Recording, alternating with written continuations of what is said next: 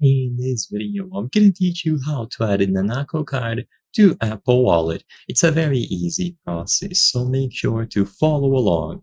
You can easily set up and use a Nanako card in conjunction with your Apple Wallet. To do this and properly link your card, you have two main ways. First, open the Apple Wallet and tap the plus sign. In here, if you see the category e-money, then this is going to be much easier. You simply select e-money directly from the Apple Wallet, and then Nanako is going to be listed. So this will allow you to add the Nanako card directly from your Apple Wallet. So just follow the instructions here, confirm that you would like to add the card, and it is going to be listed under your cards.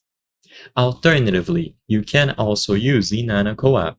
So if this method doesn't work for whatever reason, maybe you don't see the e-money category or it doesn't appear, something along those lines, you can download the Nanako app and set up the card using the application. I'm going to assume that you already know the general process, but by downloading the app, you will input a lot of personal information. Because of this, I cannot show it fully on screen, but you download the app, and if you also have a physical card, you can transfer it.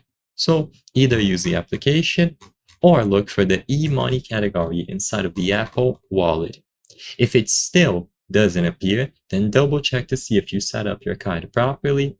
Check to see if you have the latest version of the app, and you can try opening it up again to see if it is linked to your account.